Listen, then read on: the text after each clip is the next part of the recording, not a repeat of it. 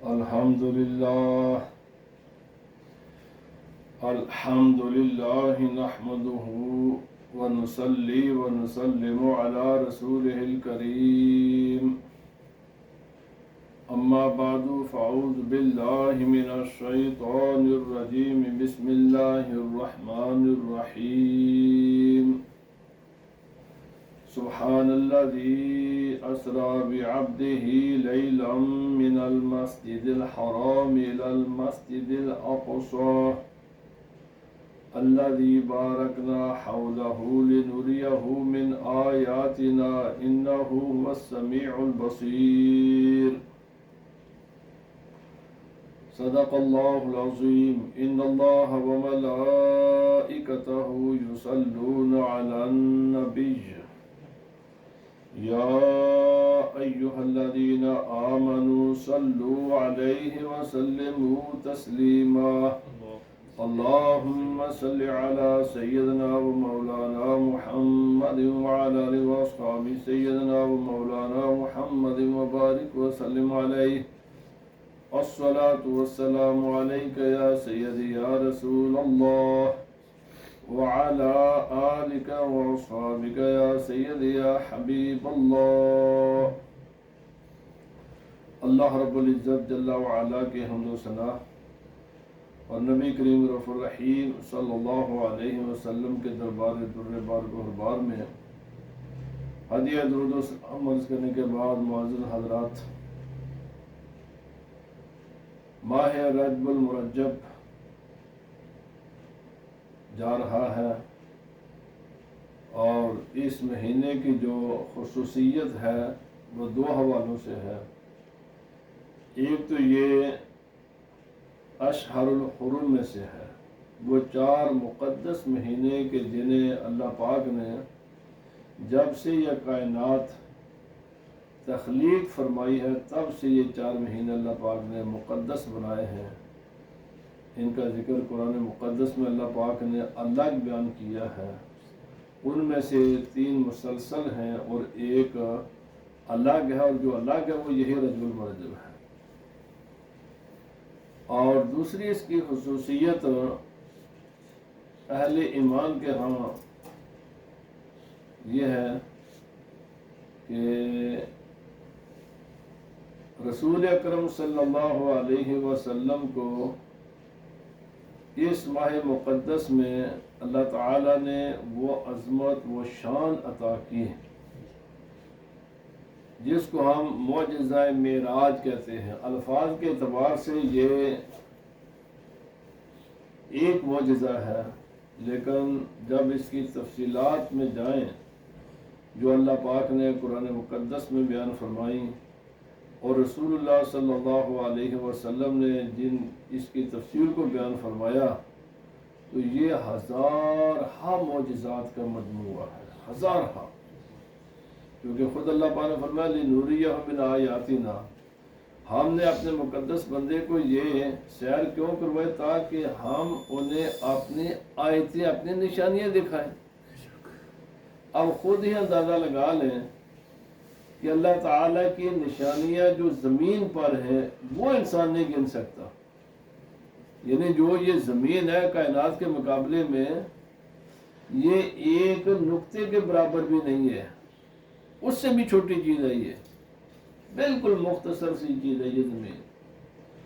اس کے اوپر جو اللہ کی نشانیاں ہیں، اللہ تعالیٰ کی نعمتیں ہیں، خدا تعالیٰ نے جو کچھ اس پر رکھا ہوا ہے اس کا شمار کرنا انسان کے بس میں نہیں ہے. ان گنت ہیں وہ چیزیں. کوئی بھی دنیا میں ایسا انسان نہیں ہے کہ جس نے یہ دعویٰ کیا ہو کہ زمین کو میں نے کھنگال لیا اس کا سب کچھ میں جانتا ہوں.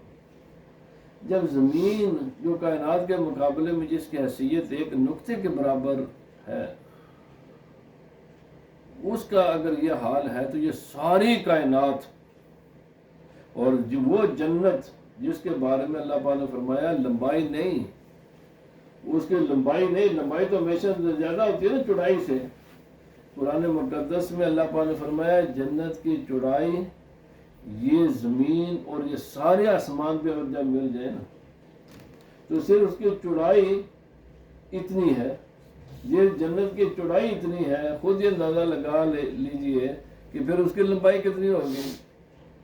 ان نشانیوں میں سے ایک نشانی یہ ہے کہ رسول اللہ صلی اللہ علیہ وسلم جنت میں تشریف لے گئے۔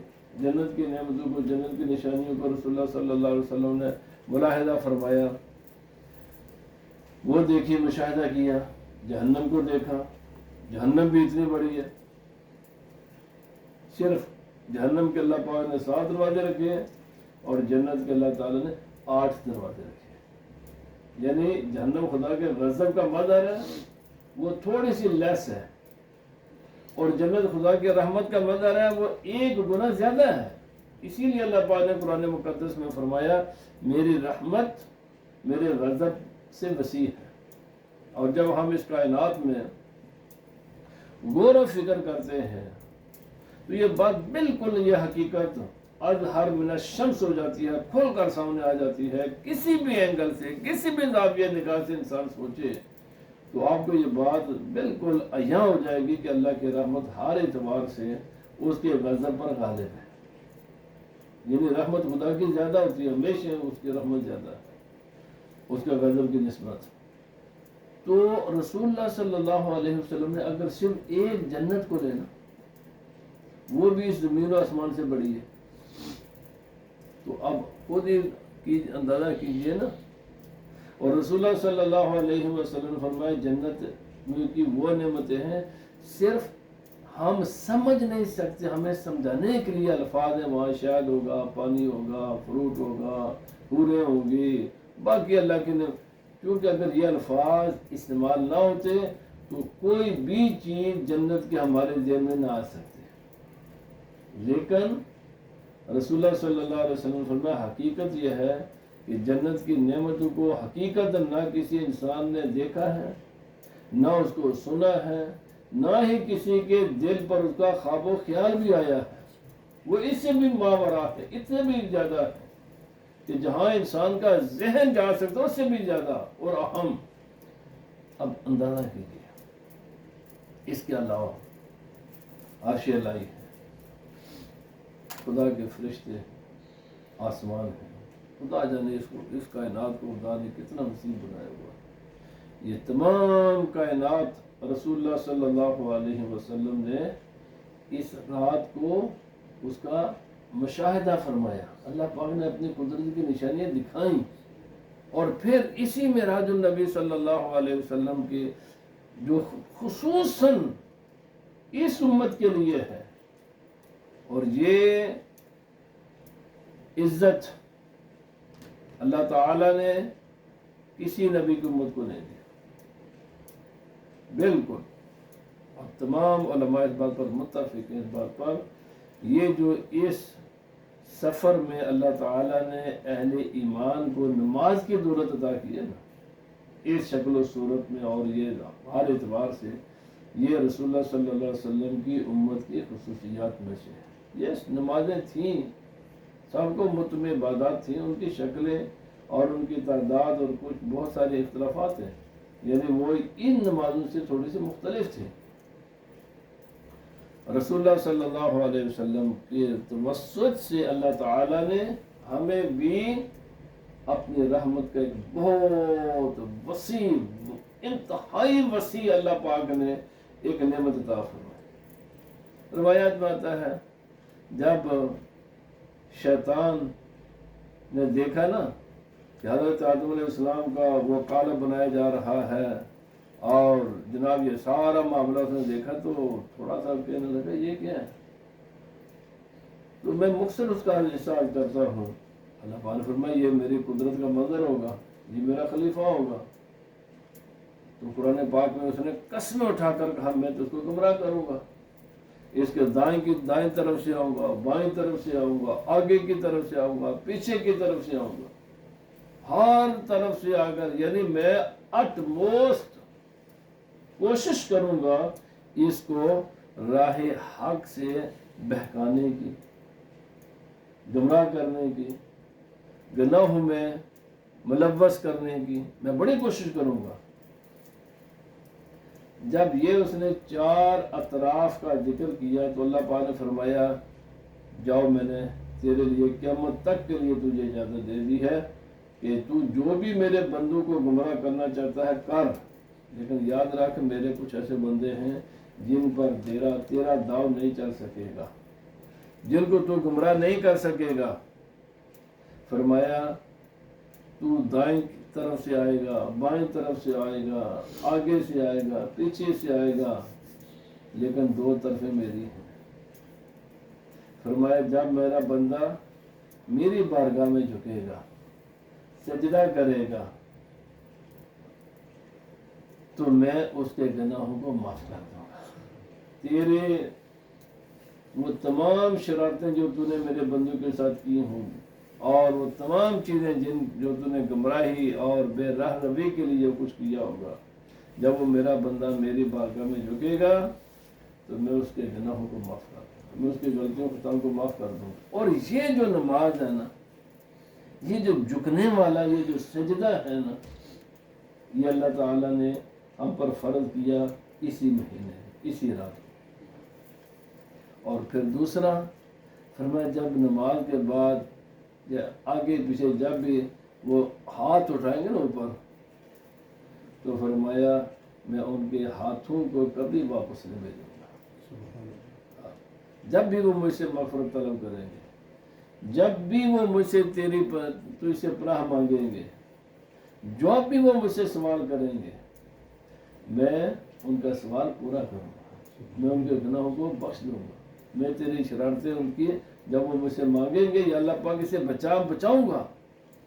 میرے بھائی، یہ جو عظیم ترین نعمت ہے نماز کی شکل میں، صوفیاء بعض کہا کرتے تھے آج جس چیز سے ہم مسلمان غافل ہیں نا، صوفیاء کہتے تھے یا اللہ پاک اگر جنت میں نماز نہ ہو تو ہمیں وہ جنت سے بہتر ہے کہ ہم کسی ایسی جگہ میں بھیج کہ جہاں ہم تیری بارگاہ میں سجدہ کریں۔ یعنی ان کو لذت، سجدے میں وہ لذت آتی تھی، وہ لطف آتا تھا، وہ سکون ملتا ہے جو جنت میں ملے گا۔ کاش کے مسلمان اس چیز کو سمجھیں۔ جس چیز میں ہم سکون تلاش کرتے ہیں میرے بھائی، کسی دنیا کی چیز میں سکون نہیں ہے، سکون اللہ کی یاد میں ہے۔ اور یہ جو سکون والی نعمت ہے، یہ جو نماز ہے، یہ رسول اللہ صلی اللہ علیہ وسلم کے توسط سے اس امت کو اللہ تعالیٰ نے اس مہینے میں عطا کی۔ رسول اللہ صلی اللہ علیہ وسلم نے فرمایا 2 نمازوں کے درمیان سب سے پہلے بات تو یہ ہے، جب مسلمان وضو کرتے ہیں نماز کے لیے، تو ظاہر بات ہے انسان گناہ تو اپنے جسم کے کسی نہ کسی حصے سے کرتا ہے، یا ہاتھ سے کرے گا، یا زبان سے کرے گا، یا آنکھ سے کرے گا، یا پاؤں سے کرے گا، اور یہ وہ تمام اعضاء ہیں جو وضو میں دھوئے جاتے ہیں۔ جب انسان وضو کرتا ہے تو اللہ تعالیٰ اس وضو ہی سے ان کے گناہوں کو واش آؤٹ کر دیتا ہے، معاف فرما دیتا ہے۔ اور اگر کوئی رہ جائے تو پھر نماز سے اللہ تعالیٰ اس کو معاف فرما دیتا ہے۔ یہ 5 وقتہ نمازیں، 2 نمازوں کے درمیان کی ہوئی غلطیاں، خطائیں نمازیوں کی اللہ تعالیٰ معاف فرماتا ہے، لیکن اس میں ایک شرط ہے، انسان گناہ کبیرہ سے بچتا رہے اور حقوق العباد سے بچے۔ کبیرہ گناہ بغیر توبہ کے معاف نہیں ہوتے۔ قرآن پاک میں اللہ پاک نے فرمایا کہ کبیرہ کو ہم نہیں معاف کریں گے، چھوٹے گناہ معاف کرتے رہتے ہیں اور ان نماز سے معاف ہو جاتے ہیں۔ اور دوسرا جو حق العبد ہے، انسان کے حقوق ہیں، اس مسئلے میں بھائی سب کو بہت سیریس ہونا چاہیے۔ حقوق العباد کے معاملے میں جس میں سب سے زیادہ آج ہم کیئر لیس ہیں، فرمائی نہیں ہے، کسی کی پگڑی اچھالیں، کسی کا مال کھائیں، کسی کا حق ماریں، پرواہی نہیں ہے۔ میرے بھائی یاد رکھ لو،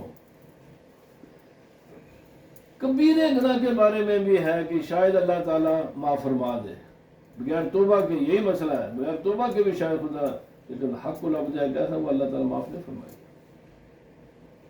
اس لیے یہ معاملات، نمازیں، اسی طرح رسول اللہ صلی اللہ علیہ وسلم فرمایا ایک جمعے سے لے کر دوسرے جمعے تک ایک رمضان سے لے کر دوسرے رمضان تک یہ وضو، یہ نماز، یہ جمعہ، یہ رمضان، یہ بندوں کے گناہوں کو معاف کرواتے رہتے ہیں۔ لیکن تمام علماء نے لکھا کہ جو گناہ معاف ہوتے ہیں وہ صغائر ہوتے ہیں، کیونکہ قرآن پاک میں اللہ پاک نے فرما دیا صغائر کو تو میں معاف کر دیتا ہوں لیکن کبائر کو میں نہیں معاف کرتا، لیکن صغائر میں بھی حقوق العباد معاف نہیں ہوتا۔ بہرحال بات یاد کر رہا تھا کہ اللہ تعالیٰ نے رسول اللہ صلی اللہ علیہ وسلم کو بہت سی نشانیاں اپنی قدرت کی دکھائیں۔ ان نشانیوں میں سے رسول اللہ صلی اللہ علیہ وسلم نے بہت سی نشانیاں بیان فرمائی، جو بہت سی احادیث کی کتابوں میں، تفاسیر میں، ان تمام وہ ساری تو نہیں بیان ہو سکتی، لیکن بہرحال ان میں سے جو ہمارے آج کے زمانے کے اعتبار سے یا ہر زمانے کے اعتبار سے جس کا تعلق میرے ساتھ ہے، آپ کے ساتھ ہے، ہر مسلمان کے ساتھ ہے، وہ چند کی میں عرض کرتا ہوں۔ رسول اللہ صلی اللہ علیہ وسلم نے فرمایا میں نے دیکھا کہ چند لوگ ہیں اور یہ سنیں اور ویسے نہیں، یہ جو آپ کے اور میرے سر کے اوپر کان لگے ہوئے نا، ان کانوں کے ساتھ نہ سنیں، دل کے کانوں کے ساتھ سنیں۔ اور یہ کوئی جوک نہیں ہے، یہ رسول اللہ صلی اللہ علیہ وسلم کا فرمان ہے۔ اس کائنات میں خدا سے کے بعد سب سے بڑی سچی ذات ہے رسول اللہ صلی اللہ علیہ وسلم کی، یہ اس نے فرمایا ہے۔ یہ فرمان سننے کے بعد بھی اگر کسی انسان کو یقین نہ آئے تو پھر کوئی کائنات میں ایسا چیز نہیں کہ جو انسان کو یہ یقین دلا دے۔ یہ اس بات کا یقین انسان نے خود ہی کرنا ہے۔ رسول اللہ صلی اللہ علیہ وسلم نے فرمایا میں جا رہا تھا تو راستے میں نے دیکھا کہ بعض لوگوں کو فرشتوں نے اس طرح زمین پر لٹایا ہوا ہے اور بھاری برکم ایک وزنی پتھر لے کر آتے ہیں وہ، اور اس کے سر پر آ کر کراتے ہیں، جس کی وجہ سے اس انسان کا سر کچلا جاتا ہے، ریزہ ریزہ ہو جاتا ہے، وہ چیختا ہے، چلاتا ہے، روتا ہے، لیکن اس پر کوئی رحم نہیں کرتا، اور دوبارہ اس کے سر کو اپنی اصلی حالت میں لایا جاتا ہے۔ یہ قرآن پاک میں بھی ہے میرے بھائی۔ رسول اللہ پاک نے فرمایا جب عذاب دیں گے نا تو انسان سمجھا دنیا میں قانون کیا ہے، دنیا کا یہ جو دنیا کے قانون ہے وہ وہاں کے یہ قانون نہیں ہے۔ کلما نضجت جلودهم بدلناهم جلودا غیرها لیذوقوا العذاب۔ اللہ پاک نے فرمایا جب جہنم میں پھینکا جائے گا نا تو یہ چمڑی، یہ گوشت تیرا جل جائے گا، خاک بن جائے گا۔ دنیا کا اصول یہ ہے کہ جب ایک چیز خاک بنتی ہے تو دوبارہ اپنی اصلی حالت میں نہیں آتی، لیکن وہاں کا اصول یہ ہے کہ یہی جب پہلا مرتبہ وہ انسان جلے گا، خاک بنے گا، کوئلہ بن جائے گا، پھر دوبارہ اس کو اس کی اپنی اصلی حالت پر لایا جائے گا۔ قرآن پاک میں ہے، قرآن پاک سے زیادہ سچی کائنات میں کوئی چیز نہیں ہے۔ رسول اللہ صلی اللہ علیہ وسلم سے بڑھ کر خدا کے بعد سچی ذات رسول اللہ صلی اللہ علیہ وسلم کی ہے۔ رسول اللہ صلی اللہ علیہ وسلم نے فرمایا میں نے دیکھا سروں کو کچلا جاتا ہے، ریزہ ریزہ کیا جاتا ہے، اور پھر ان کے سر اپنی اصلی حالت پر آ جاتے ہیں۔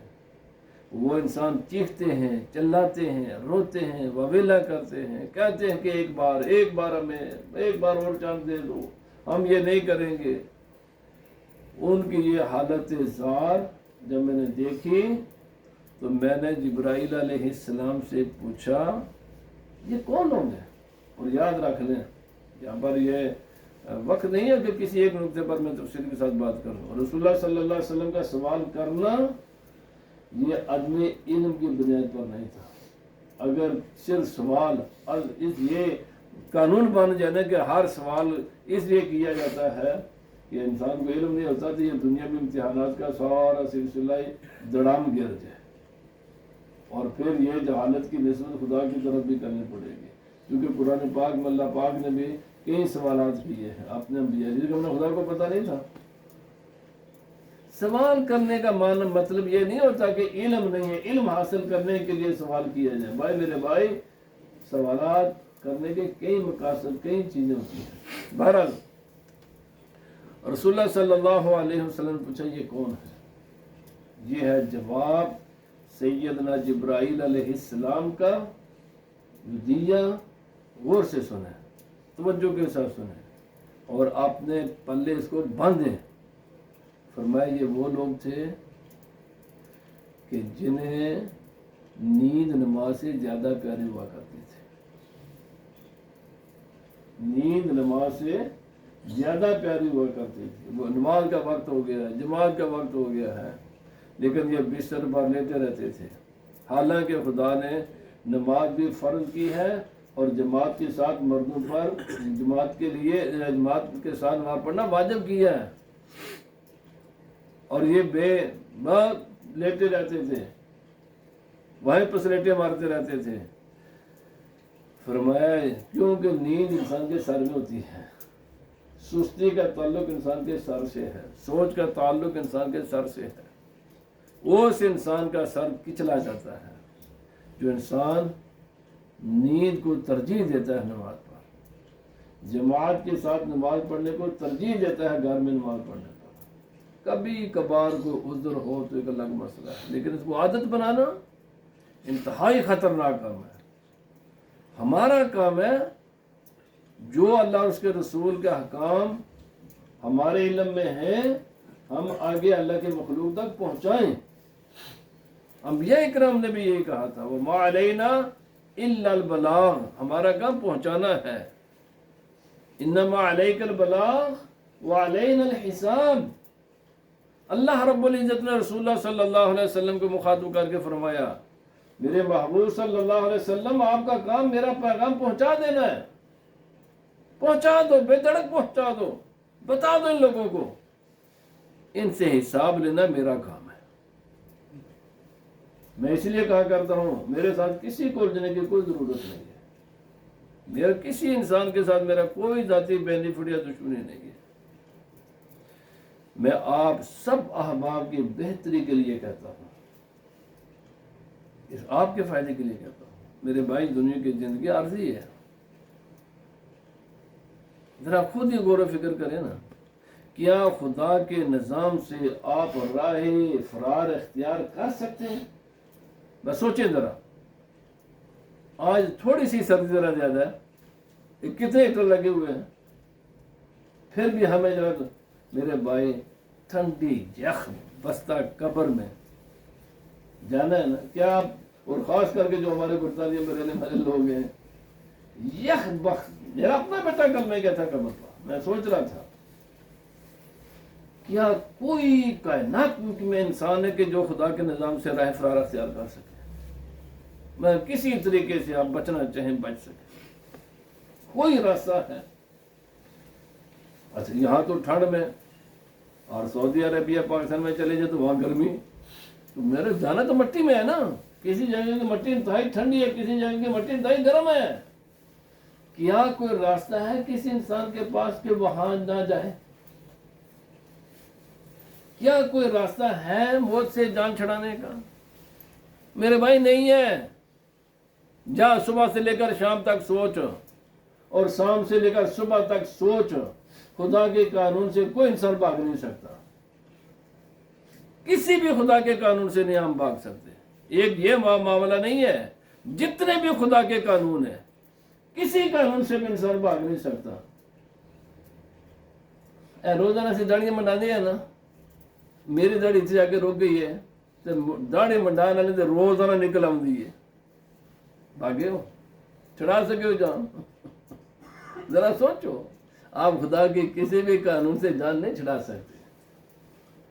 जो मर्जी करके देख लो, सोचो, सारा दिन रात सोचो, जो भी खुदा के कानून है ना वो बड़े अटल हैं, उनसे भागना चाहोगे आप भाग नहीं सकोगे।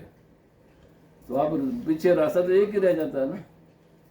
जब भागने वाला वो चॉइस ही खत्म, वो ऑप्शन ही खत्म है, तो चॉइस पीछे एक रह जाती है। गौर फिक्र करें, जरा सोचें इसको। एक ही चॉइस है बस, उसकी फरमा बरदारी का। वो वाहिद रास्ता है। कब्र की ठंडक से भी बचने का वही रास्ता है, कब्र की गर्मी से बचने का भी वही रास्ता है। हशर وہ سارے معاملات جہنم، تب ہر جگہ کی مصیبتوں سے بچنے کا اور دنیا کی مصیبتوں سے بھی بچنے کا یہی راستہ ہے۔ اللہ پاک نے صرف یہاں پر تھوڑا سا آپشن دیا ہوا ہے۔ قبر میں تو کوئی آپشن نہیں ہے نا، وہاں تو آپ بھاگ نہیں سکتے۔ یہ آپشن ہے میرے بھائی، یہ چند سال ہے، اس کے بعد کوئی آپشن نہیں ہے۔ یہ چند سال کی آپشنیں ہیں، ان کو مس یوز نہ کرو، ان کو استعمال غلط نہ کرو، پھر خدا پوچھے گا، جواب تیرے پاس یہ میرے پاس نہیں ہے۔ ہاں اگر جواب دے سکتے ہو نا، میں داڑھی کیوں مننے سی، تو پھر ہون سوچ لے۔ میں کالے تھے لڑکے، میں پتر میں گیا اتنے جناب نائی کول، تو اس طرح کر میں پتر تو مینوں 1000 دفعہ آکھنا، میں تینوں کی کہاں گا، پر تو یہ مینوں دس تو خدا نو جواب دے سکیں گا۔ ٹھٹر گیا تو میں مینوں دسنا کی فائدہ جو اتنے جواب نہیں دے سکنا تھا۔ وہ جے تو دے سکیں جواب، مینوں کیا آخر منگا یار ٹھیک ہے چلو ٹھیک ہے، میں کی کراں گا، کچھ بھی نہیں، میں تو دوبارہ لاکھاں گا نا بھائی نہ کرو گا، غلط کام ہے، گناہ والا کام ہے۔ جے تو خدا کی بارگاہ میں جواب دے سکتا ہے تو جاری رکھ، نہیں جواب دے سکتا رک جا، نہیں تیرے فائدے کی نہیں بات کر رہا ہوں، دنیا میں بھی تیرا فائدہ، آخرت میں بھی تیرا فائدہ۔ اللہ پاک ہمیں عمل کی توفیق عطا فرمائے۔ وما علینا الا البلاغ۔